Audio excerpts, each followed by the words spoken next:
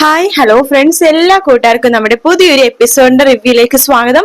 അങ്ങനെ കാർത്തിക ആകെ പേടിച്ചിരിക്കാട്ടോ. നമ്മുടെ ഗംഗപ്രസാദ് പറഞ്ഞ കാര്യങ്ങളൊക്കെ ആലോചിച്ചിട്ട് നിന്റെ അമ്മേനെയും നിന്നെ എനിക്കൊന്ന് കാണണം എന്ന് പറഞ്ഞ കാര്യങ്ങളൊക്കെ ആലോചിച്ചിട്ട് ആകെ ടെൻഷൻ ആയിട്ടിരിക്കണം. അപ്പൊ കിരൺ പറയുന്നുണ്ട്, കാർത്തിക് ഒന്നുകൊണ്ട് പേടിക്കണ്ട, ഞാനും കല്യാണിയൊക്കെ കാർത്തികക്ക് ഒരു വാക്ക് തന്നിട്ടുണ്ട്, ഒന്നും ലക്ഷ്മിയമ്മക്കും കാർത്തികക്കും ഒന്നും സംഭവിക്കില്ലെന്ന്. എന്റെ അച്ഛനും കാര്യങ്ങളൊക്കെ അറിയാം, അതുകൊണ്ട് കുഴപ്പമൊന്നുമില്ല. കാർത്തികക്കും ഞങ്ങളൊക്കെ ജീവനോടുള്ളപ്പോ കാർത്തികക്കും കാർത്തികയുടെ അമ്മക്കൊന്നും ഒരു ആപത്തും വരില്ല എന്നിങ്ങനെ പറയാട്ടോ കിരൺ. അത് കേൾക്കുമ്പോൾ കാർത്തികക്ക് ഒരു സമാധാനം ആവുന്നുണ്ട്. പിന്നീട് കാണിക്കുന്ന ഗംഗപ്രസാദിനെയാണ്. അയാള് രാഹുലിനെ കാണാൻ വേണ്ടി പോയിരിക്കാട്ടോ. രാഹുൽ പറയുന്നുണ്ട്, ആദ്യം എനിക്ക് നിന്നെ കണ്ടപ്പോ ചെറിയൊരു സംശയമൊക്കെ തോന്നിയായിരുന്നു.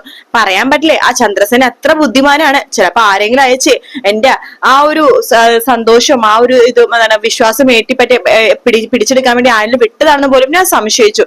പക്ഷെ ഇപ്പൊ എനിക്ക് നിന്നെ വിശ്വാസമാണ്. അതാ ഞാൻ പറഞ്ഞത്, നിങ്ങളെ പോലെ തന്നെ തുല്യ ദുഃഖിതരാണ് നമ്മൾ രണ്ടുപേരും. കാരണം നിങ്ങൾക്ക് നിങ്ങളുടെ പെങ്ങളുടെ സ്വത്തുക്കൾ കിട്ടാത്തതിന്റെ ദേഷ്യമാണ്. പക്ഷെ എനിക്ക് ഞാൻ അവകാശപ്പെട്ട സ്വത്തുക്കളാണ് എന്നിൽ നിന്ന് തട്ടിയെടുത്തോണ്ട് പോയത്. അത് കാർത്തിക അവളുടെ അമ്മയും ചേർന്നിട്ടാണ്. എന്റെ അച്ഛൻ രണ്ടാമത് വിവാഹം കഴിച്ചാണ് ഈ കാർത്തികയുടെ അമ്മേനെ. എന്റെ അച്ഛൻ മരിക്കുന്ന സമയത്ത് എല്ലാ സ്വത്തുക്കളും, അതായത് കോടിക്കണക്കിന് സ്വത്തുക്കൾ വരും, എല്ലാം ആ കാർത്തികയുടെ അമ്മക്കും കാർത്തികക്കും പേരിൽ എഴുതി കൊടുത്തു. എനിക്കൊന്നും തന്നെ തന്നില്ല. എനിക്ക് ക്രിമിനൽ പശ്ചാത്തലം ഉള്ളത് കൊണ്ടിട്ടായിരിക്കും, അതുകൊണ്ട് കോടതിയും എന്റെ കൂടെ നിന്നില്ല. പക്ഷെ ഇത് ഞാൻ അങ്ങനെ വിടുമെന്ന് വിചാരിക്കേണ്ട. കാർത്തികയുടെ അമ്മേനെ ഇല്ലാതാക്കിയിട്ടാണെങ്കിലും സ്വത്തുക്കളെല്ലാം തന്നെ എന്റെ പേരിൽ ഞാൻ എഴുതിയെടുക്കും എന്ന് പറയണം. ആ സമയത്ത് രാഹുൽ പറയണ്ടേ, എന്തായാലും കിരണൊക്കെ എടുത്തത് നീ നന്നായി എന്ന് പറയാണ്. അതെ, കിരണാണ് നിങ്ങളുടെ ഗുണ്ടകൾ വന്നില്ലേ, സാറിന്റെ ഗുണ്ടകൾ വന്നിട്ടിപ്പോ അടിച്ചൊതുക്കിയപ്പോഴേക്കും കിരൺ തന്നെ അവരെയൊക്കെ അടിച്ചൊതുക്കിയത്. പക്ഷെ എന്റെ ഗുണ്ട ഉണ്ടല്ലോ, അയാള് ജയിലിൽ കിടക്കുന്ന ആളാ. ഞാൻ പറഞ്ഞ ജയിലിൽ കിടക്കുന്ന എത്ര ഗുണ്ടകൾ വേണമെങ്കിലും ഇങ്ങോട്ടേക്ക് വരും കിരണിനെ ഇല്ലാതാക്കാൻ. അതുപോലൊരു ഗുണ്ടയാ അന്ന് വന്നത്. അവന്റെ തലക്ക് തന്നെ കറക്റ്റ് ആയിട്ട് അടിച്ചില്ലേ. അതുകൊണ്ട് അവൻ ആ ഒരു കിടപ്പ് കിടക്കുന്ന കാഴ്ച കാണാൻ എന്തൊരു സുഖമാണെന്ന് അറിയാവോ. ഞാൻ ഇടക്കിടക്ക് കിരണിന്റെ ആ കാഴ്ച കാണാൻ വേണ്ടി അവിടെ പോവാറുണ്ട്. പിന്നെ കാർത്തിക എപ്പോ വേണമെങ്കിലും കയറി വരാലോ, അതുകൊണ്ട് എപ്പോഴും അങ്ങോട്ട് പോവാറില്ല. പക്ഷെ വിവരങ്ങളൊക്കെ അന്വേഷിക്കാറുണ്ട്. പക്ഷെ ഭാഗ്യം സഹായിച്ച് കാർത്തിക ഇതുവരെ എന്റെ ഫോട്ടോ പോലും അവരെ കാണിച്ചു കൊടുത്തിട്ടില്ല എന്ന് പറയുമ്പോൾ രാഹുൽ പറയണ്ട, അപ്പൊ ഒരു ഫോട്ടോ വരെയുള്ള ബന്ധേ ഉള്ളൂ, ഫോട്ടോ എങ്ങനെ കാണിച്ചിട്ട് പിന്നെ നിനക്ക് അവിടെ ഒരു അധികാരവും അവകാശവും ഉണ്ടാവില്ല എന്ന് രാഹുല് നമ്മുടെ ഗംഗപ്രസാദിനോട് പറയാട്ടോ. അപ്പൊ ഗംഗപ്രസാദ് പറയണ്ടേ, അതെ, പക്ഷെ അവർ ഫോട്ടോ കാണിച്ചു കൊടുത്താലും എനിക്ക് കുഴപ്പമൊന്നുമില്ല. ഞാൻ എന്തായാലും കാർത്തികനെയും അവളുടെ അമ്മേനെയും ഇല്ലാതാക്കാൻ വന്നതാണ്, സ്വത്തുക്കളൊക്കെ എന്റെ പേരിലാക്കാൻ. അതിനുവേണ്ടി കാർത്തികനെ ഇല്ലാതാക്കിയിരിക്കും എന്നൊക്കെ പറയാണ്. രാഹുൽ പറയണ്ടേ, എന്തായാലും കിരണ്ണ നീ കിടത്തി, അതുപോലെ നിനക്ക് ആ കല്യാണിനെയും കൂടി കിടത്തിക്കൂടെ എന്ന് ചോദിക്കുകയാണ്.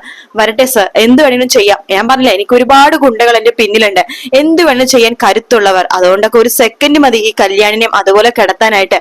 നമുക്ക് നോക്കാം എന്നൊക്കെ ഗംഗപ്രസാദ് അത് പറയാട്ടോ. അതിനുശേഷം കാണിക്കുന്ന മനോഹറിനെയാണ്. മനോഹർ വന്ദ്രനെ കാണാൻ വേണ്ടി പറയുന്നില്ലാതെ നേരിട്ട് വീട്ടിലേക്ക് വരുവാട്ടോ.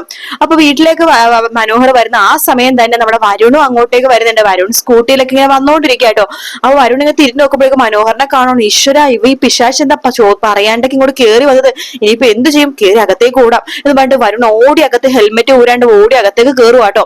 അകത്തേക്ക് കയറുമ്പോഴേക്കും നമ്മുടെ മനോഹർ അത് കാണുന്നുണ്ട്. ഇതേതാ ഈ അവൻ ഹെൽമെറ്റ് വെച്ചിട്ട് ഓടി അകത്ത് കയറിയല്ലോ, ഇതിലെന്തോ കള്ളത്തരം ഉണ്ടല്ലോ എന്ന് മനോഹർ വിചാരിക്കുകയാണ്. അങ്ങനെ മനോഹറും അകത്ത് കയറുന്നുണ്ട്.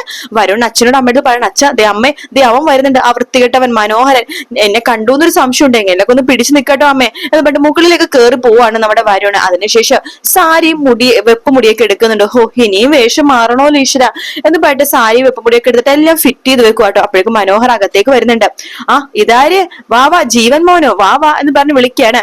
അല്ല, നിങ്ങൾ തിരക്കിലായിരുന്നോ? എന്ത് തിരക്ക് മോനെ, ഞങ്ങൾ വിവാഹത്തിന്റെ കാര്യങ്ങളൊക്കെ ഓരോന്ന് പറഞ്ഞുകൊണ്ടിരിക്കുകയായിരുന്നോ. വന്ദനയോ?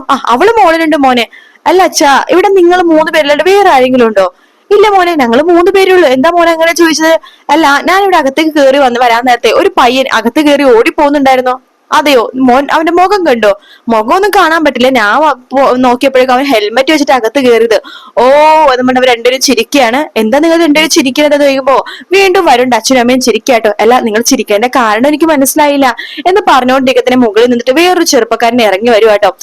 അപ്പൊ നമ്മുടെ വരുണ്ട് അച്ഛൻ പറയണ്ട്, മോൻ ഇവനെയാണോ കണ്ടത്? അത് മുഖം ഞാൻ കണ്ടില്ലല്ലോ, പക്ഷെ ഡ്രസ്സ് ഇതല്ലായിരുന്നോ? ചൂടല്ലേ, അവൻ ഡ്രസ്സ് മാറാൻ വേണ്ടി പോയതാ.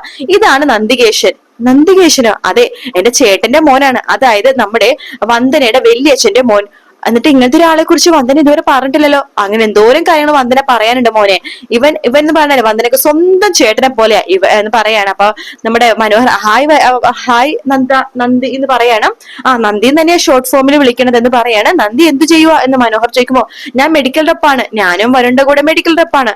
വരുണോ? അതാരാ വരുൺ എന്ന് മനോഹർ ചോദിക്കുമ്പോഴേക്കും പെട്ടെന്ന് തന്നെ വരുണിന്റെ അച്ഛൻ പറഞ്ഞു, വരുൺ ഇവന്റെ അനിയൻ വരുൺ ഇവന്റെ അനിയനാണ് മോനെ. അവൻ മെഡിക്കൽ റെപ്പ്, അവന്റെ കൂടെ തന്നെയാ ഇവനും വർക്ക് ചെയ്യണത്. വന്ദനക്ക് ഇവര് രണ്ടുപേരും മാത്രമല്ല കേട്ടോ, എനിക്ക് വേറൊരു അനിയനുണ്ട്. ആ അനിയന് 2 ആമക്കളുണ്ട്. മൊത്തം 4 ചേട്ടനിയന്മാരുണ്ട് വന്ദനക്ക്. ഓ അതെയോ, നന്നായി എന്ന് മനോഹർ പറയാണ്. ആ സമയത്ത് വരുണിന്റെ അമ്മ പറയണ്ട്, എനിക്കും അതെ, എനിക്കൊരു ആങ്ങളുണ്ട്, അവന് ആണും പെണ്ണും ആണും ഉള്ളതെന്ന് പറയാണ്. ഓ അപ്പൊ കുറെ ബന്ധുബലം ഉണ്ടല്ലോ. അതെ അതെ, ഒരുപാട് പേരുണ്ട് എന്ന് പറയുമ്പോ തന്നെ നമ്മുടെ വരുണിന്റെ അച്ഛൻ പറഞ്ഞു, പിന്നെ ഇവനായിട്ടാ വന്ദന ഏറ്റവും കൂടുതൽ കമ്പനി. ഇപ്പൊ കല്യാണമൊക്കെ അല്ലേ, പിന്നെ നാണം കുടുങ്ങിയ, ഭയങ്കര നാണം കുടുങ്ങിയ മോനെ. കല്യാണത്തിന് പോലും വരുമെന്ന് സംശയം ഉണ്ടോ? അതെന്താ നന്ദി താൻ വരാത്തതെന്ന് മനോഹർ ചോദിക്കുമ്പോ, ഓ ഞാൻ വരും ചേട്ടാ, എന്റെ വന്ദനയുടെ കല്യാണം ആകുമ്പോ ഞാൻ വരാതിരിക്കും. അപ്പോഴേക്കും വന്ദന മുകളിൽ നിന്നിട്ട് വരുവാട്ടോ. വന്ദന നല്ല കറുത്ത സാരി കൊടുത്ത് സുന്ദരിയായിട്ടാണ് വരുന്നത്. മനോഹർ വന്ദനെ തന്നെ നോയിക്കൊണ്ടിരിക്കാട്ടോ. ആ സമയത്ത് വന്ദനത്ത് പറയുന്ന മനോഹർ, എന്താ മോള് ഈ ചേട്ടനെ കുറിച്ച് എന്നോട് പറയാതിരുന്നത്? അത് പറയാൻ വരുമായിരുന്നു എന്ന് ആക്ഷൻ വഴി കാണിക്കുകയാണ് വന്ദന.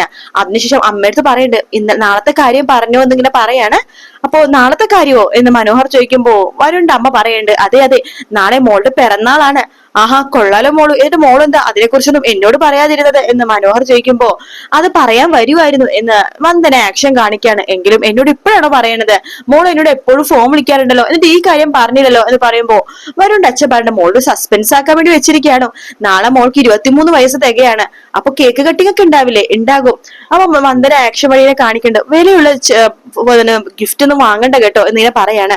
മനോഹർ പറയണ്ട, ആഹാ അത് കൊള്ളാലോ, അത് മോളുമാണോ ആലോചിക്കണത്?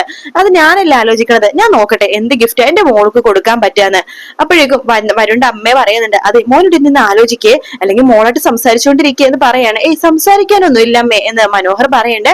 അപ്പൊ നമ്മുടെ വന്ദനയുടെ അമ്മ പറയുന്നുണ്ട്, എടാ നന്ദി കേട്ടോ, ഈ മോൻ എപ്പോ വന്നാലും ഇവിടെ ഒരു പെണ്ണുകാണ ചടങ്ങാ നടക്കുന്നത്, മോനെയും കൂട്ടിക്കൊണ്ട് അകത്തേക്ക് പോ എന്ന് പറയാണ്. അങ്ങനെ വന്ദനയാണെന്നുണ്ടെങ്കിൽ നമ്മുടെ മനോഹറിനെ കൂട്ടിക്കൊണ്ട് അകത്തേക്ക് പോകുവാട്ടോ. മനോഹർ ഇങ്ങനെ ആലോചിക്കുകയാണ്, എന്നാലും മോൾക്ക് ഞാൻ എന്ത് നാളെ സമ്മാനം കൊടുക്കും?